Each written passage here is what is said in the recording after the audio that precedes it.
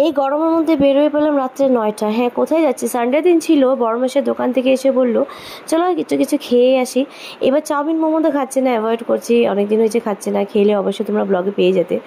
আর কেন কি এতদিন আমারও শরীর খারাপ ছিল, আমার ছেলেরও শরীর খারাপ ছিল, জ্বর জ্বর সবার বাড়িতে একই একই মানে চলছে। যাই হোক, ছেলে সুস্থ আছে, আমিও সুস্থ আছি। তো মুডটা ফ্রেশ করার জন্য চলে গেলাম একটু বাইরে। তো আধা ঘন্টার জন্য একটু আসলাম। তো আমার বড় মাসে বললো আমারও খিদে পেয়েছে, তোমারও খিদে পেয়েছে, কিছু একটা খেয়ে নিই। যাই হোক, তো আমি গেছিলাম দই বড়া খেতে, যেটা আমার ফেভারেট। আর আমার ছেলে জেদ করছিল, ওর মনটা খারাপ আর প্রচুর জেদ করে এখন। তো ও যেটা খাবে সেটা দিচ্ছিলাম না, কেন কি ওর পেটের কন্ডিশন অত একটা ভালো না, তাই রেগে গেছিলো। তো পটিয়ে মোটে বললাম যে তুমি ডোসাটা খেয়ে নাও, ডোসাটা গ্যাস হয় না, তেল ছাড়া ডোসাটা বানিয়ে দিয়েছিলো।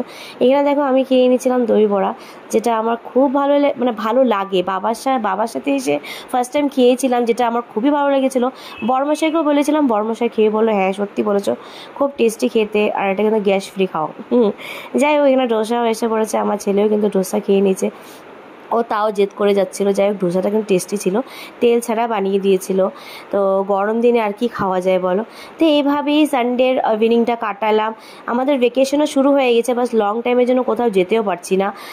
মানে 1 সপ্তাহ হয়েছে, বাট 1 মাস বন্ধ আমাদের স্কুল।